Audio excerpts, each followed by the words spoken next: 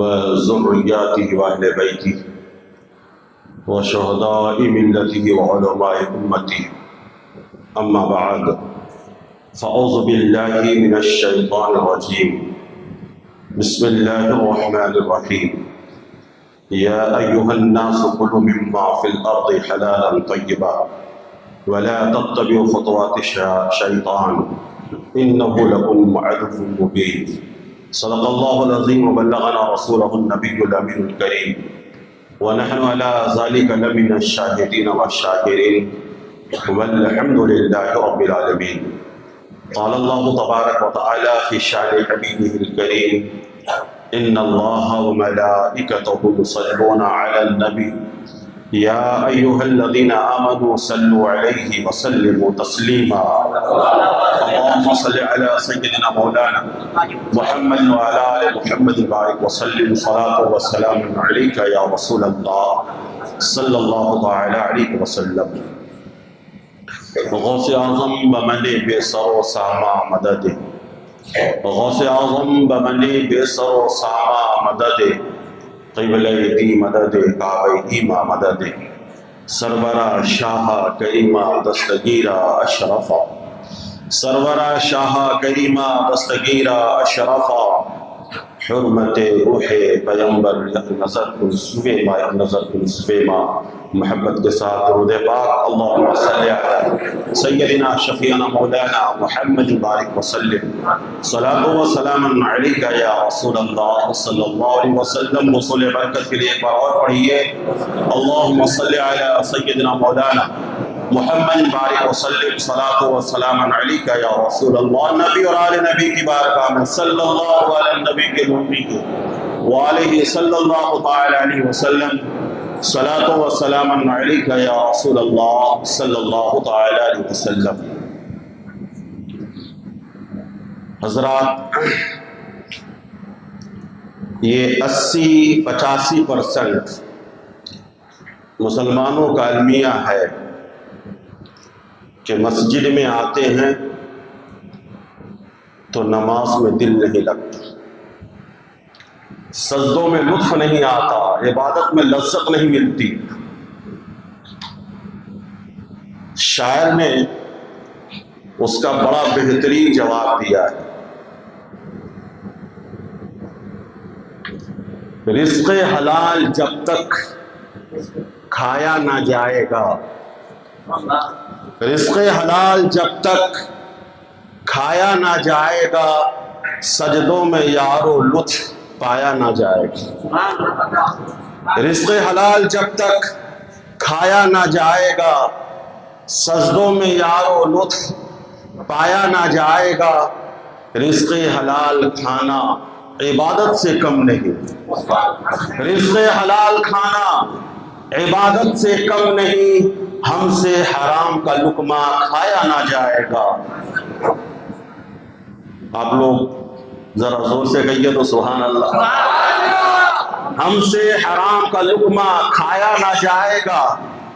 جو کرتا نہیں حلال و حرام میں تمیز، جو کرتا نہیں حلال و حرام میں تمیز، مسجد کے صحن میں بھی نوازا نہ جائے گا، مسجد کے صحن میں بھی نوازا نہ جائے گا. اور شعر سنیے گا: جس کا کھانا ہے حرام کا اس کا حج بھی نہیں قبول، جس کا کھانا ہے حرام کا اس کا حج بھی نہیں قبول. گناہوں کا بوجھ اس سے اتارا نہ جائے گا، گناہوں کا بوجھ اس سے اتارا نہ جائے گا. رزق حلال کھانا ہے سنت رسول کی، محبت سے بولے. رزق حلال کھانا ہے سنت رسول کی. اعمال صالحہ سے اس کو نکالا نہ جائے گا، اعمال صالحہ سے اس کو نکالا نہ جائے گا. اور شاعر کہتا ہے: ظہیر کی دعا ہے رب مجھ کو دے حلال. صرف ظہیر ہی کی نہیں، ہم آپ سبھی لوگوں کی طرف سے دعا کر رہے ہیں. ہم سب کی دعا ہے رب مجھ کو دے حلال. ہم سب کی دعا ہے رب مجھ کو دے حلال، لقمہ حرام کا حلق سے اتارا نہ جائے گا، لقمہ حرام کا حلق سے اتارا نہ جائے گا۔ حضرات ذرا غور کیجئے گا، اللہ نے ہمیں اشرف المخلوقات بنایا، ہم کوئی جانور نہیں ہیں کہ دل میں جو آئے ہم کھا لیں، جو چاہے ہم پی لیں، جو چاہے ہم استعمال کر لیں۔ آپ جانوروں کو بھی دیکھیے گا، اگر شیر کے سامنے آپ گھاس ڈال دیجیے گا تو شیر ہرگز گھاس نہیں کھائے گا۔ گائے بیل بھینس بکرے وغیرہ کے سامنے اگر آپ بہترین قسم کا چربی دار گوشت بھی ڈال دیجیے گا، گائے بیل بھینس وغیرہ یہ چربی دار گوشت نہیں کھائیں گے۔ شیروں کو گوشت کی ضرورت ہوتی ہے، گائے بیل بھینس کو جو ہے چاروں کی ضرورت ہوتی ہے۔ گویا کہ ایک جانور بھی اس چیز کو اچھی طرح سے سمجھتے ہیں کہ ہمیں کیا کھانا ہے اور کیا نہیں کھانا ہے۔ ایسے کرنی میں نماز پڑھنے والے سنی ہوئی اور مسلمانوں، اب انصاف آپ کی عدالت میں پیش کر رہا ہوں، آپ مجھے بتائیے گا وہ انسان وہ مسلمان کتنا کم ترین اور بدترین ہوگا جو جسے اس چیز کی تمیز نہ ہو کہ کیا ہمارے لیے حلال ہے، کیا ہمارے لیے حرام ہے، کیا ہمیں کھانا ہے، کیا ہمیں نہیں کھانا ہے۔ اس لیے میں کہتا ہوں اگر انسان حضور کے ارشادات و فرمودات پر عمل کرے تو ساری مخلوقات میں اشرف ہو جاتا ہے، اور اگر عمل نہ کرے وہ جانوروں سے بھی بدتر ہو جاتا ہے۔ حضرات اللہ نے قرآن پاک میں فرمایا یا ایھا الناس کلوا مما فی الارض حلالا طیبا، اے لوگوں کھاؤ زمین میں سے اللہ نے تمہارے لیے جس چیز کو حلال کیا ہے۔ ولا تتبعوا خطوات الشیطان، شیطان کی تم پیروی نہ کرو، انہ لکم عدو مبین، اس لیے کہ یہ شیطان تمہارا کھلا ہوا دشمن ہے۔ اسی آیت کی طرح چند آیات قرآن مجید فرقان حمید کے اندر موجود ہے۔ ایک جگہ اللہ تبارک و تعالی نے فرمایا کلوا مما رزقکم اللہ حلالا طیبا، اللہ نے فرمایا کہ اللہ نے تمہیں جو رزق حلال عطا فرمایا اسے کھاؤ، واشکروا نعمت اللہ، اور اللہ کی نعمتوں کا شکریہ ادا کرو، ان کنتم ایاہ تعبدون، اگر تم رب کی پرستش کرتے ہو، رب کی عبادت کرتے ہو۔ اے ویسے کرنی میں نماز پڑھنے والوں مسلمانوں، میں آپ سے پوچھنا چاہتا ہوں، ایک دسترخوان لگا ہوا ہے، اس دسترخوان پر دو قسم کے کھانے چنے گئے ہیں، دو قسم کے کھانے لگائے گئے ہیں۔ ایک ایسا کھانا ہے جو بڑا رنگ و روشن روغن والا ہے، بڑا خوبصورت کھانا دکھ رہا ہے، اس کی پکاوٹ بھی اچھی ہے، رنگت بھی اچھی ہے، لذت بھی اچھی ہے، بہترین قسم کے مسالے ڈال کر اسے پکایا گیا ہے۔ لیکن ایک طرف ایسا کھانا موجود ہے جو کھانا جو کی روٹی کی طرح ہے، سوکھی سالن ہے، اس میں خوشبو ہی نہیں ہے، صحیح طریقے کا مسالہ بھی نہیں ڈالا ہوا ہے، لیکن فرق یہ ہے کہ یہ حلال کمائی کا ہے، یہ حرام کمائی کا ہے۔ دیکھنے میں بظاہر طور پر یہ ہمیں بڑا بہترین لگ رہا ہے، بڑا خوبصورت لگ رہا ہے، لیکن یہ بہترین نہیں ہے۔ لیکن آؤ مولا کی بارگاہ میں ہم پوچھتے ہیں مولا ان دونوں کھانوں میں سے کون سا کھانا بہترین ہے؟ تو مولا جواب دے گا جو رزق حلال ہے وہ بہترین ہے، اور جو رزق حرام ہے وہ بدترین ہے۔ میرے محترم بزرگوں دوستو، آج ہم مسلمان ہونے کے باوجود بھی حلال و حرام کے درمیان خط امتیاز کھینچنے کی کوشش نہیں کرتے، ہم یہ سمجھنے کی کوشش نہیں کرتے کہ کون سا حلال ہے کون سا حرام ہے۔ آئیے میں آپ کو بتاتا چلوں، حضور سرور کائنات فخر موجودات صلی اللہ تعالی علیہ وسلم کی حدیث پاک ہے، اللہ کے نبی صلی اللہ تعالی علیہ وسلم ارشاد فرماتے ہیں قال رسول اللہ صلی اللہ تعالی علیہ وسلم ان الرجل لیرفع اللقمة من الحرام الى فيه فلا تستجاب دعوة 40 یومن، آج ہم بڑا پریشان ہیں کہ ہم مولا کی بارگاہ میں گر گرا کر دعائیں مانگتے ہیں، بڑے تصرف خشوع و خضوع کے ساتھ دعائیں مانگتے ہیں، لیکن ہماری دعائیں مستجاب کیوں نہیں ہوتی، قبول کیوں نہیں ہوتی؟ مولا ہماری دعاؤں کو مردود کیوں فرماتا ہے؟ حضور سرور کائنات فخر موجودات صلی اللہ تعالی علیہ وسلم نے 1400 سال پہلے ارشاد فرمایا تھا، ایک ایسا آدمی جو آدمی حرام کا ایک لقمہ کھا لیتا ہے،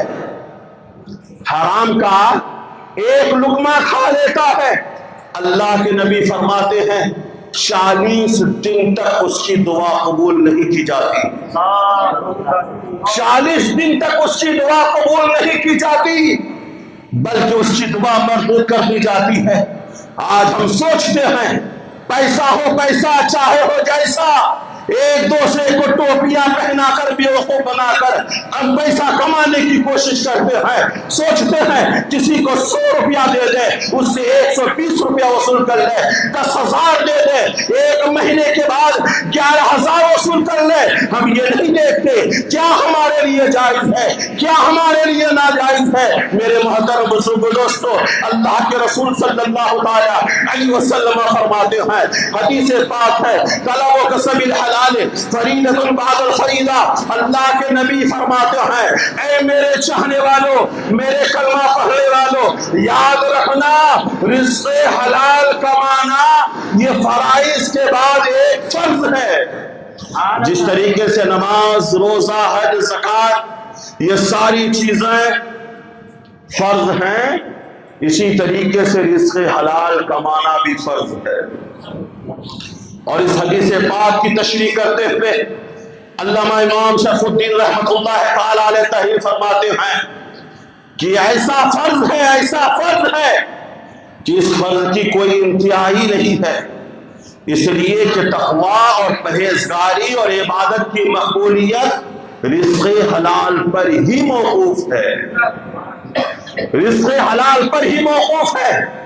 آج ہمارے بچے نافرمان ہیں، ہمارے بچے ہماری پیروی نہیں کرتے، ہمارے بچے ہماری باتوں کو مانتے نہیں، ہمارے بچے ہمارے کہنے کے حساب سے چلتے نہیں، منمانی کرتے ہیں، ہم جہاں جانے سے روکتے ہیں وہی جاتا ہے، جن دوستوں کے ساتھ گھومنے سے منع کرتے ہیں انہی دوستوں کے ساتھ گھومتے ہیں۔ حضرات، بچے کو دیکھنے کی ضرورت نہیں، اپنی کمائی دیکھنے کی ضرورت ہے، اپنا رزق دیکھنے کی ضرورت ہے کہ ہم نے کیا کما کر اپنے بچے کو کھلایا ہے، کہ ہمارا بچہ نافرمان ہے، نامطیع ہے، ہماری باتیں نہیں مانتا۔ اللہ کی قسم، اگر ہم رزق حلال کمائیں گے اور اپنے بچوں کو کھلائیں گے تو ہمارا بچہ ہمارا فرما بردار ہوگا۔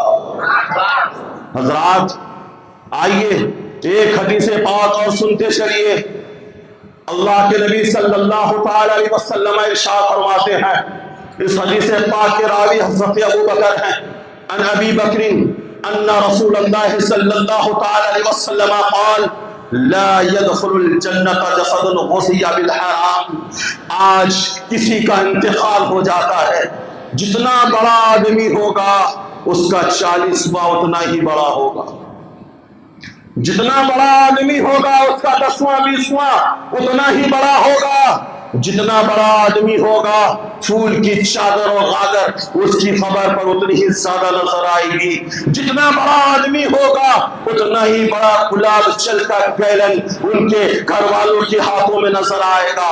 ہم یہ سوچتے ہیں حافظ جی کو ہم نے قبر پر متعین کر دیا، 40 دن تک حافظ جی قبر پر کھڑے ہو کر فاتحہ پڑھتے رہیں گے، میرا باپ جنتی ہو جائے گا، میرا بھائی جنتی ہو جائے گا۔ میں کہنا چاہتا ہوں یہ حق ہے کہ جنت ہمیں عبادت کی بنیاد پر نہیں ملے گی، فضل خدا کی بنیاد پر ملے گی، لیکن یہ بھی دیکھنا ضروری ہے کہ قبر کے اندر جو آدمی لیٹا ہوا ہے، جن کی ہم مثالیں سماعت کرتے ہیں، ان کا کاروبار کیا تھا، ان کا روزی کا ذریعہ کیا تھا، حلال کھاتا تھا یا حرام کھاتا تھا۔ میں نہیں کہہ رہا ہوں مجھ پہ ناراض مت ہوئیے گا۔ اللہ کے رسول فرماتے ہیں لا يدخل الجنت جسد غذی بالحرام، نبی کہتے ہیں جس جسم کو حرام غذا دی گئی ہوگی، توند حرام کھانے کی وجہ سے باہر آ گیا ہوگا، حرام کھا کر خون جسم کے اندر دوڑا ہوگا، وہ جسم جنت میں داخل نہیں ہوگا۔ یہ اللہ کے رسول صلی اللہ علیہ وسلم فرماتے ہیں۔ آج لوگوں کو دین کی کچھ پڑی نہیں، شریعت مصطفیٰ کی کچھ پڑی نہیں، بس مال ہو مال، پیسہ ہو پیسہ، چاہے ہو جیسا۔ یہ صرف عوام ہی تک نہیں محدود، بڑے بڑے خانقاہوں کے پیر بھی سے ملوث ہیں، بڑی بڑی مسجدوں کے ائمہ بھی سے ملوث ہیں، بڑے بڑے علماء کرام بھی سے ملوث ہیں۔ چاہے عوام ہو یا عالم، چاہے پیر ہو یا مرید، چاہے استاد ہو یا شاگرد، کوئی بھی ہو، شریعت میں ہر کوئی برابر ہے، مصطفیٰ کی شریعت میں ہر کوئی متساوی ہے۔ یہ کسی خاص کے لیے نبی کونین صلی اللہ تعالی علیہ وسلم کا فرمان عالی شان نہیں ہے، بلکہ جو حکم آپ کے لیے ہے وہی حکم میرے لیے ہے، جو حکم میرے لیے ہے وہی میرے پیر و مرشد کے لیے ہے۔ حق تو یہ ہے جو حکم ہمارے لیے ہے وہی حکم غوث اعظم کے لیے ہے۔ میرے محترم بزرگوں دوستو، اللہ کے رسول فرماتے ہیں، اس حدیث پاک کے راوی حضرت ابو ہریرہ رضی اللہ تعالی عنہ ہے۔ ان ابی ہریرہ رضی اللہ تعالی عنہ قال قال رسول اللہ صلی اللہ تعالی علیہ وسلم یاتی علی الناس زمان لا یبالی المرء ما اخذ منه من الحرام من الحرام۔ اللہ کے نبی فرماتے ہیں، اب ذرا دیکھیے 1400 سال پہلے مصطفیٰ نے کہا تھا، 1400 سال پہلے، کسی کا نام تو علم غیب ہے، اور محبت سے مچل کر بولو، کسی کا نام تو علم غیب ہے۔ 1400 سال پہلے نبی آنے والے زمانے کو دیکھ رہے تھے، مستقبل کو دیکھ رہے تھے، بھوشیہ اور فیوچر کو دیکھ رہے تھے کہ 1400 سال کے بعد کیا ہوگا۔ نبی فرماتے ہیں لوگوں کے اوپر ایک ایسا زمانہ بھی آئے گا کہ لوگ یہ نہیں سوچیں گے ہم جو مال لے رہے ہیں وہ مال حلال کا ہے یا وہ مال حرام کا ہے۔ حضرات، ہمارے لیے ضروری ہے کہ ہم یہ دیکھیں ہم جو کمائی کر رہے ہیں، جو کاروبار کر رہے ہیں، ہم جو رزق کما رہے ہیں وہ رزق حلال کا ہے یا حرام کا ہے۔ میرے محترم بزرگوں دوستو، رزق حلال کھانا ہمارے لیے ضروری ہے۔ رزق حلال کھانا رب کی بارگاہ میں مقبولیت کی دلیل ہے۔ ایک صحابی رسول نبی کی بارگاہ میں حاضر ہوئے، میں نے 2 روایتیں پڑھی، ایک روایت میں مجھے یہ ملا حضرت سعد بن وقاص رضی اللہ تعالیٰ عنہ نبی کی بارگاہ میں حاضر ہوتے ہیں، اور دوسری روایت میں یہ ملا حضرت انس رضی اللہ تعالیٰ عنہ نبی کی بارگاہ میں حاضر ہوتے ہیں، اور حاضر ہونے کے بعد کہتے ہیں یا رسول اللہ رب کی بارگاہ میں دعا کر دیجئے کہ میں مستجاب الدعوات ہو جاؤں، یعنی میں جو بھی دعا مانگوں رب قبول فرما لے، جو بھی دعا مانگو رب قبول فرما لے۔ اچھا آپ بتائیے، اگر حضور اللہ کی قسم صرف اتنا کہہ دیتے اے سعد اے انس جا تو جو بھی دعا مانگے گا تیری ہر دعا مقبول ہوگی، اگر کہہ دیتے ہو جاتا، اس میں کوئی شک ہے کیا؟ کوئی شک نہیں۔ نبی اگر کہہ دیتے کہ جا سعد جا انس میں تمہیں ضمانت دیتا ہوں تم جو بھی دعا مانگو گے میرا مولا قبول کر لے گا، اللہ کی قسم نبی کہہ دیتے تو ہو جاتا۔ لیکن نبی نے کیا فرمایا؟ یا انس اتی کسب کا تستعجب دعوتوں کا، اے انس اے سعد اپنی کمائی پاک کرو، اپنی کمائی پاک کرو، اپنی کمائی بہترین کرو، حلال کرو۔ جب تمہاری کمائی اچھی ہوگی، پاکیزہ ہوگی، رزق حلال ہوگا، اللہ کی قسم میں نہیں کہہ رہا ہوں، نبیوں کے نبی فرما رہے ہیں، رسولوں کے امام فرما رہے ہیں، تو ساجد دعوتوں کا جب کمائی دعائیں اچھی ہوگی، جو بھی دعا مانگو گے تمہاری ہر دعا مقبول ہوگی۔ اس لیے مسلمانوں، صرف آپ کو ہی نہیں، ہمیں بھی اپنے دامن میں جھانک کر دیکھنے کی ضرورت ہے کہ آج ہماری دعاؤں کا نتیجہ کیوں نہیں نکل رہا، آج ہماری دعاؤں کی مقبولیت کی سندیں ہمیں کیوں نہیں ملتی۔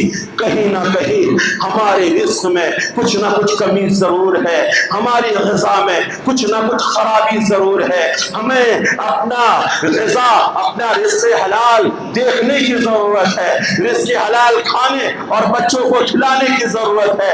آئیے میں آپ کو بتاتا چلوں کہ جو اللہ کے محبوب بندے ہوتے ہیں، وہ محبوب بندے اپنے روزیوں میں کس قدر احتیاط برتتے ہیں اور کس طریقے سے احتیاط سے وہ اپنی روزی حاصل کرتے ہیں۔ خلیفۃ المومنین سیدنا ابو بکر رضی اللہ تعالیٰ عنہ کی ذات مقدسہ ہے، حضرت ابو بکر کی بارگاہ میں آپ کا غلام دودھ لے کر حاضر ہوا، دودھ لے کر حاضر ہوا۔ حضرت ابو بکر رضی اللہ تعالیٰ عنہ نے وہ دودھ لیا اور نوش فرما لیا، پی لیا۔ غلام نے کہا سرکار، آپ جب کبھی بھی کوئی چیز کھاتے یا پیتے تو پہلے اس کے تعلق سے پوچھتے تھے پھر کھاتے یا پیتے تھے، آج آپ نے پوچھا ہی نہیں، یوں ہی دودھ نوش فرما لیا۔ اب حضرت ابو بکر کہتے ہیں ہاں بتاؤ تو صحیح، یہ دودھ تھا کیسا، یہ دودھ تھا کیسا؟ غلام کہتا ہے زمانے جہالت میں میں نے ایک مریض کے اوپر منتر پڑھ کر دم کیا تھا، زمانے جہالت میں نے ایک مریض کے اوپر منتر پڑھ کر دم کیا تھا، اسی کے عوض میں آج مجھے یہ دودھ ملا، وہی دودھ میں نے آپ کی بارگاہ میں پیش کیا۔ اللہ کبیرہ، حضرت ابو بکر کا اتنا سننا تھا، اللہ کی قسم اپنی انگلیوں کو حلق میں ڈالتے ہیں اور ڈالنے کے بعد جو دودھ آپ نے انجانے میں پی لیا تھا، سبن پی لیا تھا، وہ دودھ انگلی ڈال کر کہہ کر دیتے ہیں، وہ دودھ باہر آ جاتا ہے، پھر اپنے ہاتھوں کو مولا کی بارگاہ میں اٹھا کر دعا کرتے ہیں، میرے مولا کریم مجھ سے جتنا ہو سکا اتنا دودھ تو میں نے باہر کر دیا ہے، میرے مولا دودھ کے اگر کچھ کچرا قطرات ہمارے جسم کے اندر موجود رہے، میرے مولا تو مجھے معاف فرما دینا، مجھے معاف کر دینا۔ اب ایسے کرنی میں نماز پڑھنے والے سنی ہوئی اور مسلمانوں ذرا اور تو کرو، وہ ابو بکر صدیق رضی اللہ تعالیٰ عنہ جو نبیوں کے بعد سب سے افضل ترین ذات اگر روئے زمین پر ہے کسی اور کی نہیں ہے، ابو بکر کی ذات ہے۔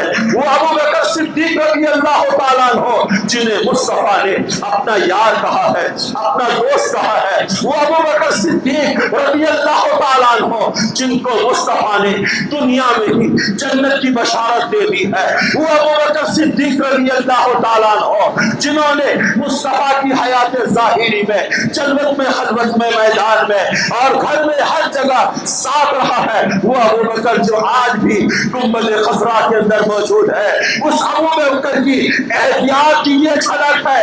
اے ویسے کرنی میں نماز پڑھنے والوں، ہم سراپا گناہوں میں ملوث ہیں، سر کے پال سے لے کر پیر کے ناخن تک ہمارے جسم کا پورا وجود گناہوں میں لت پت ہے، ہماری جلوت گناہوں میں گزر رہی ہے، ہماری خلوت گناہوں میں گزر رہی ہے، ہماری تنہائی گناہوں میں گزر رہی ہے، رات گناہوں میں گزر رہی ہے، دن گناہوں میں گزر رہا ہے، میدان میں گناہ کر رہے ہیں، ریلوے اسٹیشنوں پر گناہ کر رہے ہیں۔ حضرات جب ہمارے گناہوں کا یہ حال ہے، ذرا آپ بتائیے تو صحیح، ابو بکر جو جنتی ہے، جنتی دنیا میں پانی کے جنت نے جن کو جنت کی بشارت دے دی تھی، جب انہوں نے اتنی احتیاط برتی، ہم گناہگاروں کو کتنی احتیاط کی ضرورت ہے، کتنی احتیاط کی ضرورت ہے۔ مسلمانوں آج کے اس ختم دور میں ضرورت ہے اس بات کی کہ سچا مسلمان بن کر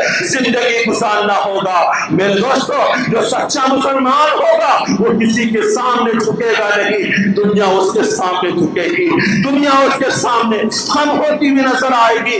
ڈاکٹر اقبال کا یہ شعر کہنے پر میں مجبور ہو چکا ہوں کہ محمد سے وفا تو نے، کہ محمد سے وفا تو نے، تو ہم تیرے ہیں، یہ جہاں چیز ہے کیا لوح و قلم تیرے ہیں۔ حضرات، رزق حلال کمانا ہمارے لیے ضروری ہے، رزق حلال کمانا ہمارے لیے فرض ہے، ہمارے لیے ضروری ہے۔ آئیے ایک حدیث پاک میں آپ کو اور سناتا چلو، دامن وقت میں اب گنجائش نہیں، وہ حدیث پاک سنیے۔ اللہ کے رسول صلی اللہ تعالی علیہ وسلم ارشاد فرماتے ہیں، ثم ذکر الرجل یطیل السفر یمد یدیہ الی السماء فقال یا ربی یا ربی یا ربی یا ربی، مطعمہ حرام مشربہ حرام ملبسہ حرام غذی بالحرام فانا لا یستجاب دعویٰ۔ میرے دوستو، نبی فرماتے ہیں ایک ایسا آدمی جو لمبی مسافت کر کے، جو لمبی مسافت کا سفر کر کے حج کے لیے گیا ہو، گرد آلود اس کے بال ہے، اس کا چہرہ بالکل پراگندہ ہو چکا ہے، مصطفیٰ اس دور کی ترجمانی کر رہے ہیں۔ اس دور میں تو 3.5 گھنٹے میں آدمی اپنے سفر کی مسافت کو طے کر لیتا ہے۔ نبی فرماتے ہیں اتنا لمبا سفر کر کے آیا کہ لباس پراگندہ ہو گیا، چہرہ پراگندہ ہو گیا، بال خاک آلود ہو گیا۔ وہ بندہ اپنے ہاتھوں کو یہاں وہاں نہیں، میدان عرفات میں، یہاں وہاں نہیں، صحن کعبہ میں، یہاں وہاں نہیں، صحن گنبد خضرا میں، حضرات میں کہہ رہا ہوں مدینہ منورہ میں اپنے ہاتھوں کو اٹھا کر دعا مانگتا ہے، کہتا ہے یا ربی یا ربی، اے میرا رب، اے میرا رب، میرے ساتھ یہ کر دے، مجھے یہ عطا کر دے، مجھے یہ دے دے، میرے بارے میں ایسا ہو جائے۔ اب آئیے یہی ٹھہر کر ایک حدیث پاک میں آپ کو اور سناتا چلو۔ حج کرنے کے لیے حاجی جاتا ہے، صدائیں لگاتا ہے، لبیک اللہم لبیک لبیک لا شریک لک لبیک ان الحمد والنعمت لک والملک لا شریک۔ بندہ حاضر ہوتا ہے خدا کی بارگاہ میں، عرض کرتا ہے مولا میں حاضر ہوں، مولا میں حاضر ہوں، مولا تیرا کوئی شریک نہیں، مولا ساری تعریفیں تیرے لیے ہے، مولا ساری نعمتیں تیرے لیے ہیں، مولا پوری بادشاہت تیرے لیے ہے، مولا تیرا کوئی شریک نہیں۔ وہ بندہ جو حرام کا کاروبار کرتا ہے، وہ بندہ جو حرام کھا کر اپنے جسم کی پرورش کیا ہے، وہ بندہ جس کے حرام کی کمائی سے خون بن کر ان کے جسم کے رگوں میں دوڑ رہا ہے، وہ بندہ رب کی بارگاہ میں کہہ رہا ہے مولا میں حاضر ہوں، مولا میں حاضر ہوں۔ نبی فرماتے ہیں ایسے بندوں کے لیے جو حرام کی کمائی کر کے حج کے لیے گیا ہو یا حرام کھاتا پیتا ہو، حرام کا کاروبار کرتا ہو، مولا فرماتا ہے واپس جا، تیری حاضری قبول نہیں ہے، تیری حاضری قبول نہیں ہے۔ میرے محترم بزرگوں دوستو، اب دوسری حدیث نبی فرماتے ہیں بندہ اپنے ہاتھوں کو اٹھاتا ہے، یمد یدیہ، اپنے دونوں ہاتھوں کو اٹھاتا ہے، یا ربی یا ربی یا ربی کہہ کر دعائیں مانگتا ہے، لیکن حال یہ ہے مطعمہ حرام، اس کا کھانا حرام کا ہے، مشربہ حرام، اس کا پینا حرام کا ہے، ملبسہ حرام، اس کا لباس حرام کا ہے، غذی بالحرام، اس نے حرام کی غذا کھائی، فانا لا یستجاب لہ، تو ایسے لوگوں کی دعائیں مقبول نہیں ہوتی ہیں، قبول نہیں کی جاتی ہے۔ آخری بات یاد رکھیے گا، آج اگر ہمارے اندر یہ کمی محسوس ہے، آج ہمیں عزم مصمم کر کے اٹھنا ہے، مولا کی بارگاہ میں صرف دل کے ساتھ توبہ کرنا ہے، مولا ہمیں بکرے کے گوشت کی ضرورت نہیں، حلال کی اگر چٹی روٹی ملے گی ہم وہی چٹی روٹی کھا کر کر تیرا شکریہ ادا کریں گے، دال چاول کھا کر تیرا شکریہ ادا کریں گے، ورنہ ویسے کرنی میں نماز پڑھنے والوں آخری بات نوٹ کر لو، 1000 روپیہ میٹر کا کپڑا ہے، 3.5 میٹر میں آپ کا کپڑا تیار ہو گیا، 3500 روپے کپڑے میں لگے، 1000 روپیہ سلائی کے لگے، 4500 روپیہ لگے۔ میرا جملہ حدیث کی روشنی میں نوٹ کر لو، اب نبی فرماتے ہیں 4500 روپے میں اگر 1 روپیہ بھی حرام کا ہو اور وہ کپڑا پہن کر نماز پڑھی جائے تو نماز قبول نہیں ہوگی، نماز قبول نہیں ہوگی۔ اس لیے مسلمانوں ابھی آنکھیں کھلی ہوئی ہیں، سانس چل رہی ہے، توبہ کر لو، نبی کی بارگاہ میں توبہ کر لو، خدا کی بارگاہ میں نبی کے صدقے سے مانگ لو، مولا عطا کر دے گا۔ ورنہ یاد رکھیے گا یہ دنیا بھی نہیں رہنے والی، ہم بھی نہیں رہنے والے، یہ ساری چیزیں فنا ہو جائیں گی، اگر رہے گی تو صرف خدا کی ذات رہے گی۔ میرے دوستو اس لیے ہمیں چاہیے کہ ہم ہر کام رضا الہی کے لیے کریں کہ محمد سے وفا تو نے تو ہم تیرے ہیں، یہ جہاں چیز ہے کیا لوح قلم تیرے ہیں، کام وہ لے لیجئے تم کو جو راضی کرے، ٹھیک ہو نام رضا تم پہ کروڑوں درود۔ انشاءاللہ اگلے جمعہ